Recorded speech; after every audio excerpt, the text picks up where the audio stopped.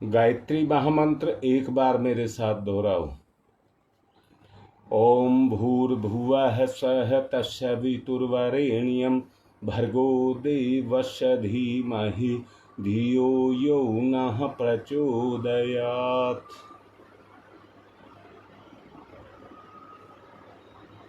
बात चल रही थी हम अपने व्यक्तित्व को कैसे चमकाएं, किस तरह से अपने आप को शानदार बनाएं। कल एक बच्ची ने मन के बारे में मेरे से सवाल किया।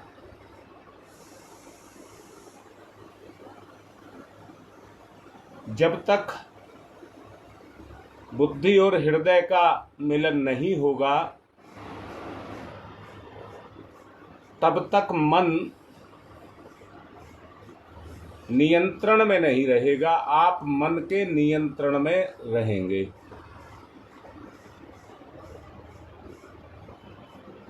इसके लिए कुछ उदाहरण मैं देना चाहूंगा।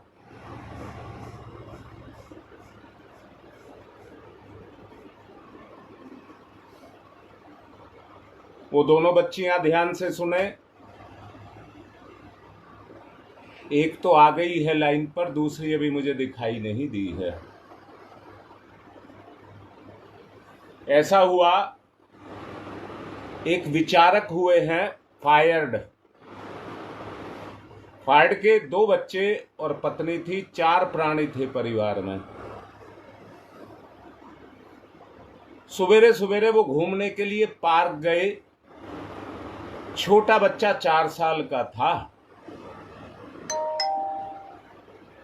वो वहां जाकर के चारों के चारों बैठ करके आपस में गपशप करने लगे कि जो छोटा बच्चा 4 साल का था वो धीरे से खिसक गया। कुछ देर के बाद में उन्होंने ध्यान दिया कि वो 4 साल वाला छोटा बच्चा तो बेटा तो है नहीं। फायड़ की जो पत्नी थी वो बड़ी दुखी अंदर से हुई, मेरा बच्चा पता नहीं कहां चला गया। दूर दूर तक देखा तो दिखाई नहीं दिया। फाड़ ने कहा घबराने की जरूरत नहीं है, घबराने की जरूरत नहीं है, बच्चा कहीं नहीं गया है। उसने पूछा तो कहां है बच्चा?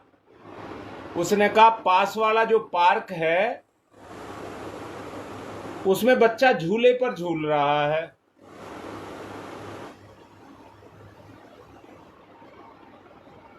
पत्नी कहने लगी तो चलो वहीं चलते हैं।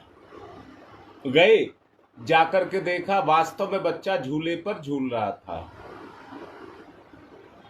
अब पत्नी सवाल करती है कि तुम्हें कैसे पता कि बच्चा झूले पर झूला झूल रहा है? उसने कही हां मुझे पता है, और पता ऐसे है जब हम चारों आ रहे थे तो बच्चा झूले की बात कर रहा था और झूले का इशारा कर रहा था। अब बच्चे के मन में क्या चल रहा था? वो झूला।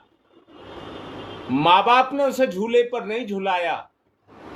तो ध्यान देना, यहां बात पकड़ने की है। वो चुपके से खिसक गया, मां बाप को बता करके नहीं गया, चुपके से खिसक गया। क्यों खिसक गया? अपने मन की इच्छा पूरी करने के लिए, अपने मन की इच्छा पूरी करने के लिए। और जाकर के झूले पर झूल करके झूले का आनंद ले रहा था। उसे मां बाप की या किसी की कोई परवाह नहीं थी। अब इससे बात को आप समझे होंगे। मन को जो चीज लग जाती है वो उसी के वशीभूत हो जाता है, और मन उससे वो ही काम करा लेता है अपनी इच्छा पूरी करने के लिए।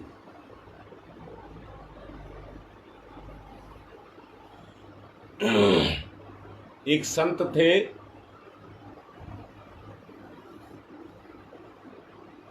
उनके आश्रम में विद्यार्थी विद्या अध्ययन करते थे, आश्रम चलाते थे। एक बच्चा गुरु के पास गया और जाकर के कहने लगा, गुरुदेव, मेरे से तो अन्न का त्याग नहीं होता।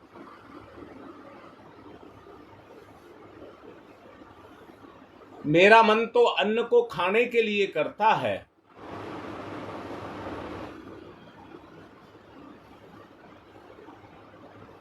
उन्होंने कहा, अच्छा, एक छोटा सा मंत्र देता हूं,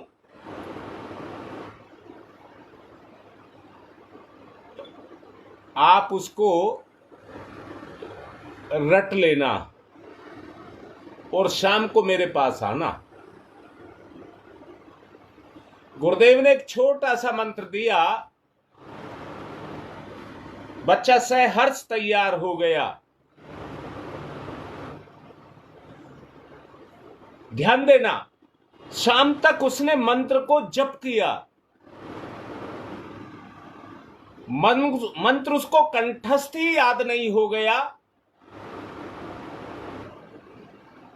उसके स्वभाव में आ गया। क्यों? क्योंकि उसके पीछे उसकी जिज्ञासा थी।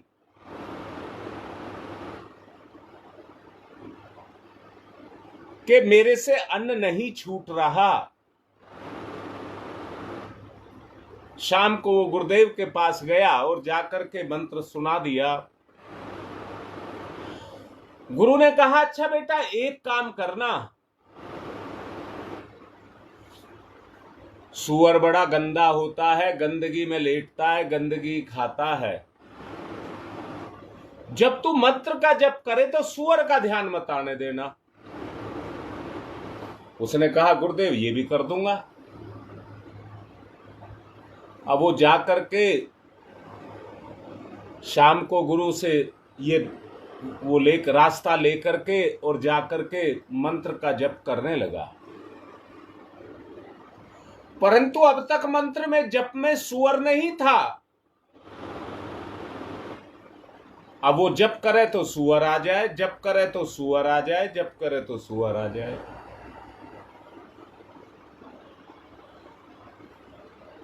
उन्होंने कहा, वो गया सुबेरे फिर गुरु के पास और जाकर के अपनी बात कही कि गुरुदेव, इससे पहले तो मेरे अंदर सूअर नहीं था, पर जैसे ही आपने कहा वैसे ही मेरे मंत्र के अंदर सूअर पैदा हो गया। अब मैं सूअर को भगाना चाहता हूं, परंतु मंत्र चलाते के साथ ही सूअर आकर के बैठ जाता है।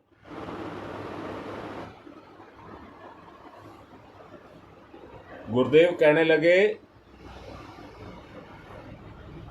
तेरे मन में एक विश्वास उतर चुका है कि सूअर नहीं आना चाहिए, और मन को ज्ञान है सूअर का। वो तेरे मंत्र को फेल करने के लिए उसमें सूअर पैदा होगा, क्योंकि सूअर के प्रति उसकी जिज्ञासा जग गई और वो सूअर को जानता है। इसलिए जैसे ही तू शुरू करता है वैसे ही उसमें सूअर प्रकट हो जाता है। एक उदाहरण और दूंगा। एक बड़े अच्छे संत थे, साधु थे। वो जब कढ़ी को देख लें तो उनका मन विचलित हो जाता और कढ़ी खाने की जिज्ञासा प्रकट करता।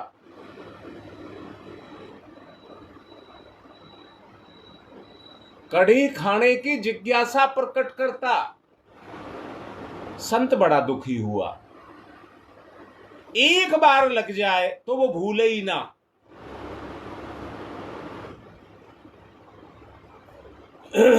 और खाए तो सबर ना आए। अब संत के मन में एक बात आई कि अच्छा भाई, तेरी जिज्ञासा पूरी करता हूं।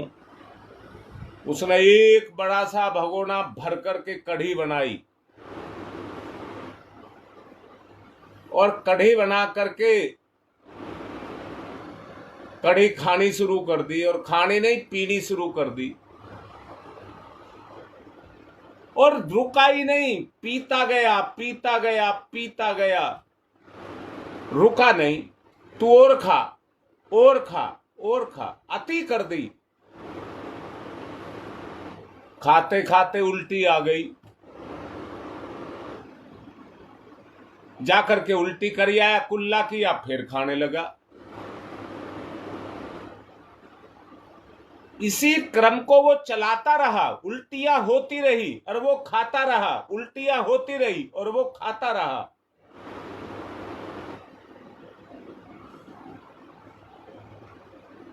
अंत में मन ऊब गया, ओक गया।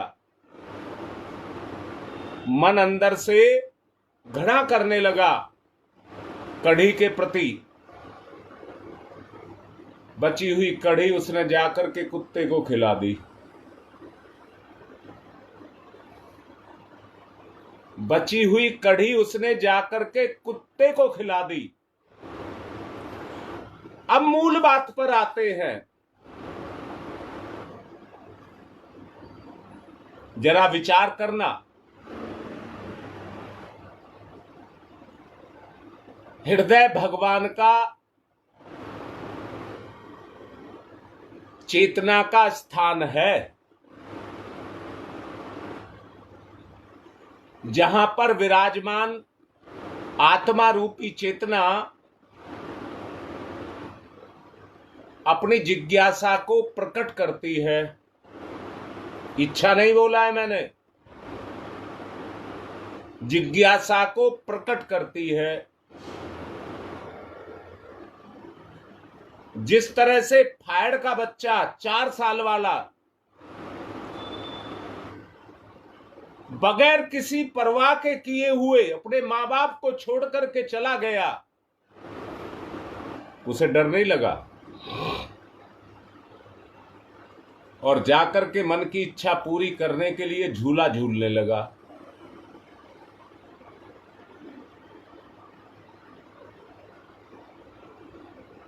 जिस तरह से बच्चे को कहा गया सूअर का ध्यान मत करना, जबकि उसके ध्यान में सूअर नहीं था, सूअर को वो जानता था।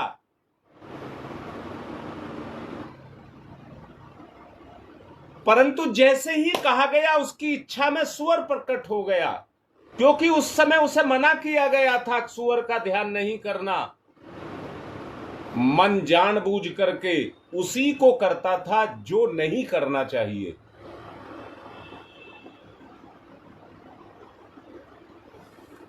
संत ने कढ़ी बनाई और खूब कढ़ी खिलाई, और इतनी खिलाई कि अंदर से मन ही कहने लगा, अब मैं दुखी हो गया, इसको हटाओ। अब मैं दोबारा से बोलूंगा, सार पर आऊंगा। जब तक मन आपका गति करता रहेगा, आपके नियंत्रण के बाहर रह करके गति करता रहेगा, तब तक आपकी चेतना की तल्लीनता परमात्म चेतना में नहीं लगने देगा। इसलिए बार बार कहा जा रहा है कि मन की तरफ ध्यान ना दें। चेतना का, क्रियाशीलता का स्वाभाविक गुण आपके हृदय के अंदर है, और हृदय के अंदर जो गुण होते हैं, चेतना के क्रियाशील होते के साथ ही वो गुण काम करने लग जाते हैं। जैसे बिजली का प्रयोग किसी भी साधन में आप करते हैं तो वो साधन तुरंत वो ही काम करने लग जाता है जो उसके अंदर है। चेतना के सारे गुण हृदय के अंदर क्रियाशील होते हैं। वही गुण, जब चेतना के गुण क्रियाशील होते हैं तो वो मन को सक्रिय करते हैं। वो मन को सक्रिय करते हैं। ईश्वर का दिया हुआ सबसे तीव्र गति वाला, पूरे ब्रह्मांड को बिलो करके उसका सार निकालने वाला, हर काम को पूर्ण करने की क्षमता रखने वाला मन एक साधन आपके पास है। आपका मन आपकी इंद्रियों के माध्यम से उन कर्मों को पूरा करता है जो आत्मा चाहती है।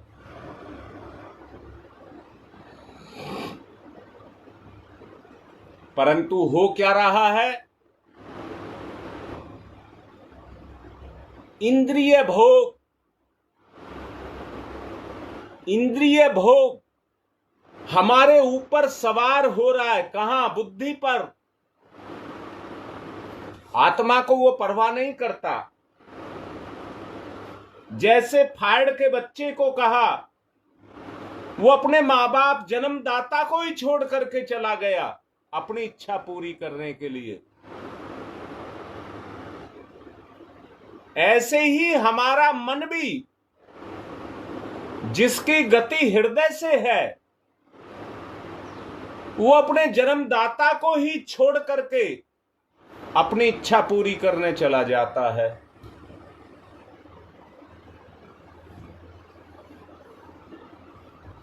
इसलिए उस स्तर से चला जा रहा है। बुद्धि को और हृदय को जोड़ा जाए। हृदय के अंदर वो सारी शक्तियां विद्यमान हैं जो परमात्मा की हैं।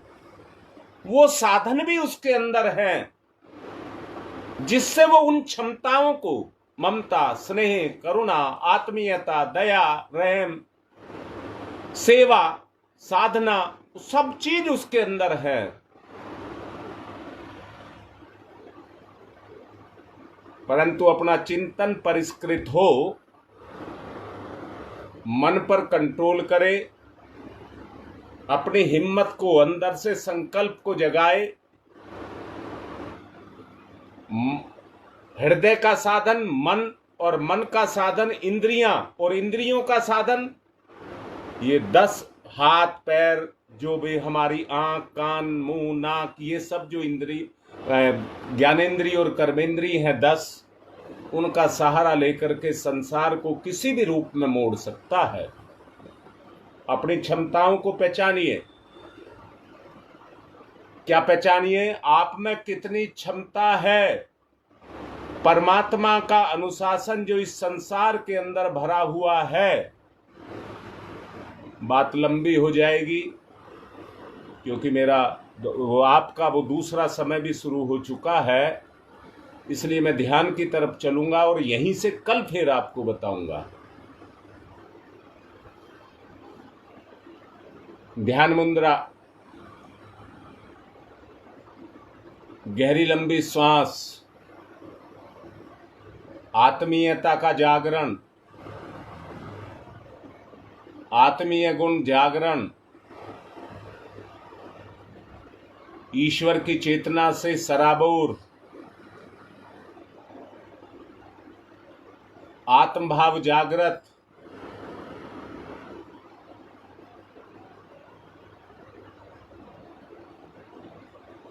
मन की इच्छा नहीं, मन को मत जुड़ने दीजिए। बुद्धि और हृदय को जोड़िए, दोनों की क्रियाशीलता।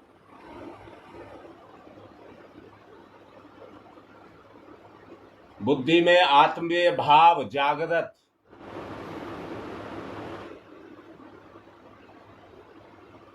दोनों का एकाकार, मंथन मंथन एकाकार, गहरी लंबी श्वास, क्रिया को उसी तरह करते रहें।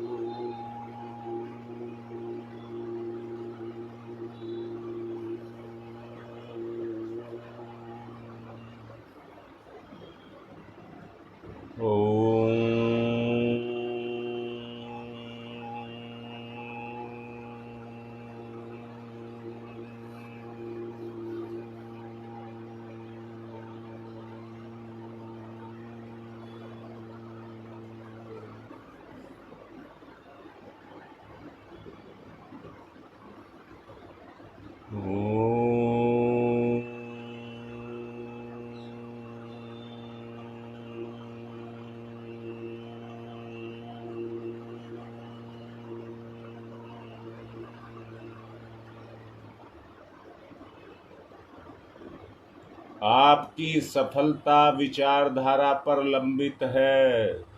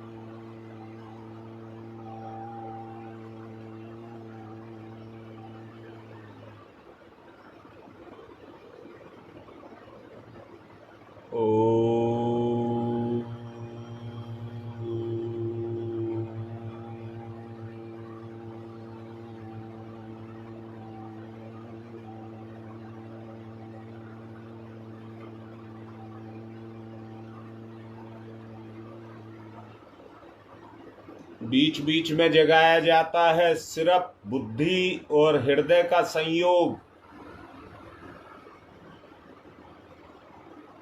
जुड़ाव, इच्छा के द्वारा जुड़ाव,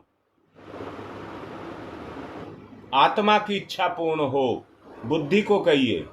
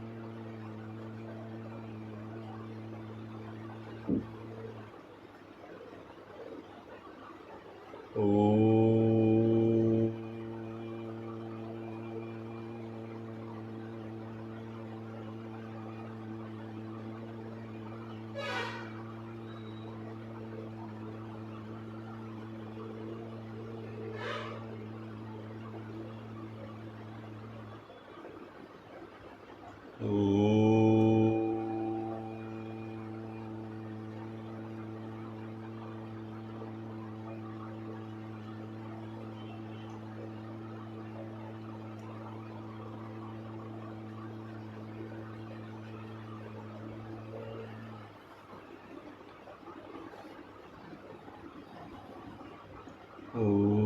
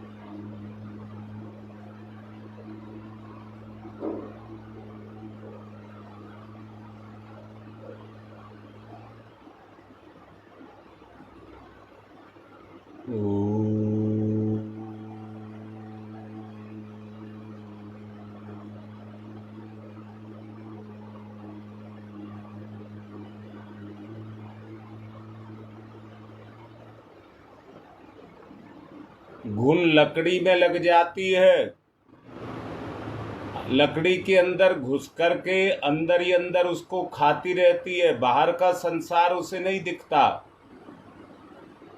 पर अंदर का भोजन उसे दिखता है। वो लकड़ी उसको दिखती है, उसी को खाती रहती है। आप ऐसा मत करना, अपने जीवन को मत खाना, अपने जीवन को मत खाना।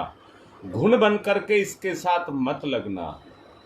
ज्ञान का प्रकाश आपके अंदर आए और ज्ञान के प्रकाश के द्वारा आप ये देखें कर्म क्या है और कुकर्म क्या है।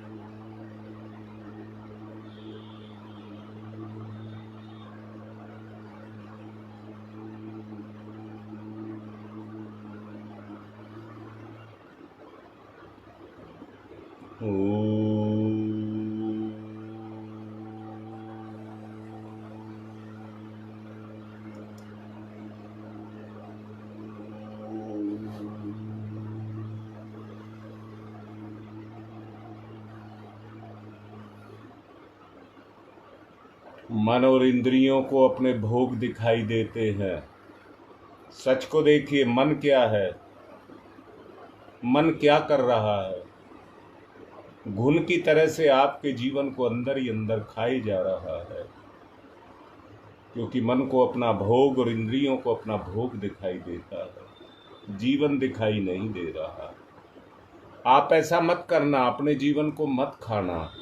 आपको आपका कर्म दिखाई दे।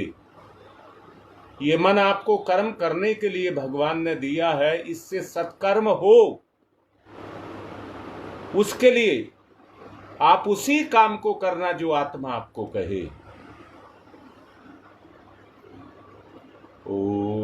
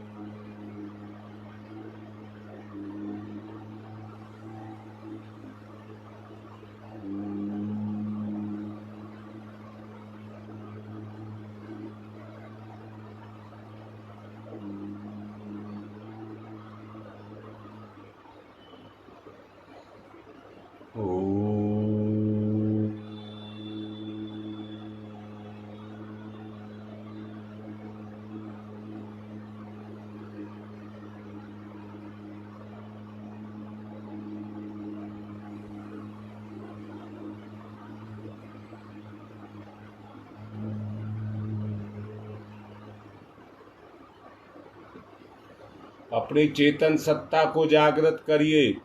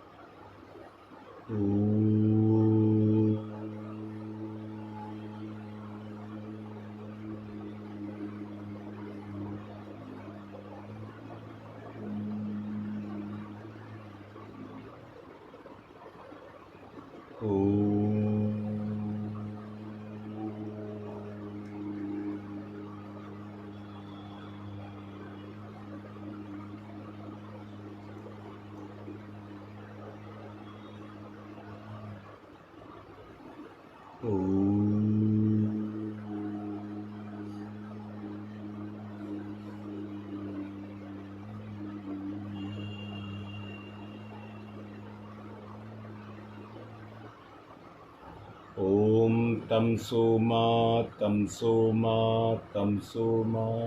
अंदर से बोलिए, शोर मचाने से मतलब नहीं है। ज्योतिर्गमय ज्योतिर्गमय ज्योतिर्गमय। ओम तमसो मा ज्योतिर्गमय।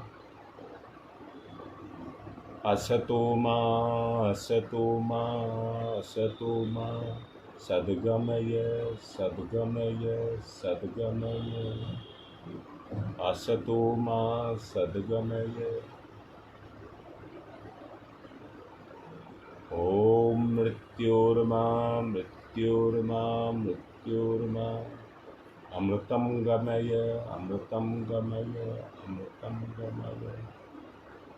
ओम मृत्योर्मा मृतं गमय। तमसो मा ज्योतिर्गमय तमसो मा ज्योतिर्गमय तमसो मा ज्योतिर्गमय। जीवन की शुरुआत नए सिरे से, नया गठन करिए अपना। असतो मा सद्गमय, असतो मा सद्गमय, असतो मा सद्गमय। ईश्वर के साथ चलें, अंतरात्मा परमात्मा की तरफ जाए। गति जैसे नदी निरंतर प्रवाह सागर में करती है, वैसे ही हमारे हृदय का प्रवाह निरंतर, मस्तिष्क का प्रवाह निरंतर हृदय के अंदर रहे। हमारा हर कर्म हृदय को समर्पित हो। मृत्योर्मामृतं गमय, मृत्योर्मामृतं गमय, मृत्योर्मामृतं गमय, तमसो मा ज्योतिर्गमय, असतो मा सद्गमय, मृत्योर्मामृतं गमय। दोनों हाथ रगड़िए, मुख पर फिराइए।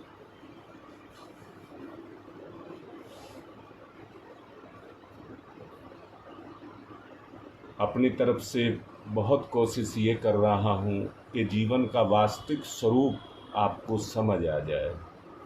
चलाने की आपको आवश्यकता नहीं है, ये तो ईश्वर प्रदत्त सिस्टम है। जैसे नदी का पानी अगर अब उतरा है धरती पर तो वो रुकेगा नहीं, चलेगा। आपके हृदय के अंदर जो शक्ति है उसकी गति आपके मस्तिष्क में होगी ही होगी। एक आसान तरीका बताता हूं। मन की इच्छा को रोकिए, छोड़ दीजिए, वो जोर लगाएगा, लगाने दीजिए। आप केवल उस काम को करिए, मेरा गुरु मुझसे क्या चाहता है। मैं जब शाम को सोऊं तो अपने कर्मों को देख करके मैं फूला ना समाऊं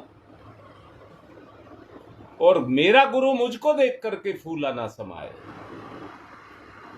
यहीं से काम चलेगा। आज की बात समाप्त।